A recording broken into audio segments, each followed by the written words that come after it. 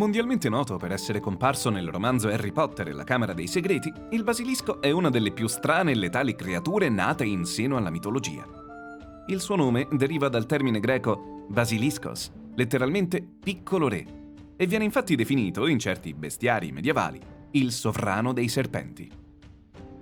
Negli scritti di Plinio il Vecchio, questa mostruosità avrebbe di scarse dimensioni, in apparenza un serpentello innocuo, ma dotato di un potere che lo rende fatale.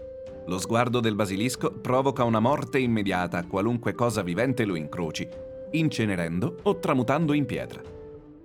Ma anche una persona bendata avrebbe poca probabilità di sopravvivere all'incontro con uno di questi mostri, poiché laddove non arriva la vista, ci pensano il fiato e il veleno, entrambi così tossici da uccidere praticamente all'istante. Stando ad alcuni resoconti antichi, i basilischi abitano i deserti da loro stessi creati, poiché le loro facoltà agiscono persino sui vegetali, i quali seccano e avvizziscono, se lo sguardo del rettile vi si posa sopra. Isidoro di Siviglia, teologo e arcivescovo spagnolo vissuto tra il VI e VII secolo, affermava che il basilisco governasse sulle altre serpi terrorizzandole con i suoi poteri, e che in virtù del suo status regale fosse riconoscibile da una chiazza bianca sulla testa, simile ad un diadema. Va invece al monaco anglosassone Beda il Venerabile il merito di aver formato per primo la leggenda divenuta canonica, secondo la quale un basilisco nascerebbe solo in determinate circostanze, ovvero quando un gallo di 7 anni depone un uovo, specie se la stella Sirio è ascendente, e tale uovo viene poi covato da una serpe o da un rospo per un periodo non inferiore ai 9 anni. In epoca posteriore, nel XII secolo, il monaco tedesco Teofilo scrisse un ricettario tecnico, ovvero non culinario, dove spiegava come creare artificialmente uno di questi terribili mostri. L'uovo veniva ottenuto tramite la copola di 2 galli chiusi in una segreta e poi grazie alla cova di 2 rospi. Il basilisco neonato andava poi gettato nel fuoco, in modo da ottenerne una cenere adatta a creare una sostanza detta Aurus Hispanicus, preziosissima per gli alchimisti. Fu in epoca medievale, inoltre, che il basilisco iniziò a fondere i connotati del serpente a quelli del gallo, diventato così una sorta di ibrido fra i 2 animali. Sebbene nei bestiari venga descritto come un demone mortale, in verità persino il basilisco presenta alcune peculiari debolezze. La prima, che probabilmente gli deriva dalla sua eredità di gallo, è costituita dalle donnole. Questi animali sarebbero fra i pochi a riuscire nell'intento di uccidere un basilisco, sebbene ciò non possa comunque salvarle dal morire a volta loro.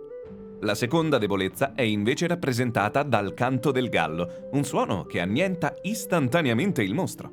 Il terzo tallone d'Achille sono gli specchi, poiché lo sguardo del basilisco è letale anche per il basilisco stesso. Attorno alla sua figura, sin dall'antichità, germogliarono non solo leggende e racconti, ma pure teorie e dibattiti.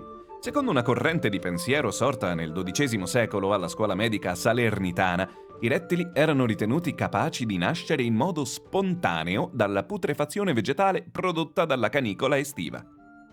Per via di un ribaltamento di causa ed effetto, il basilisco venne ritenuto il responsabile di tale moria di piante prodotta invece dalla siccità, saldando per sempre il collegamento fra l'estate e il re dei rettili.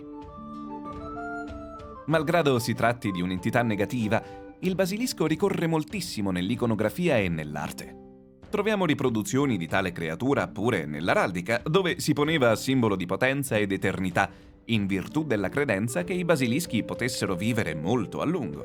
Tuttavia, per rovescio della medaglia, il basilisco era pure l'emblema della calunnia, del contagio e della pestilenza, tutte caratteristiche negative che per ovvie ragioni furono escluse dalla simbologia araldica, che considerò solo i lati positivi. Affini al basilisco vi sono altre mitologiche creature, come ad esempio la coccatrice, un mostro così simile a quello preso in esame che per molti studiosi è del tutto assimilabile ad esso.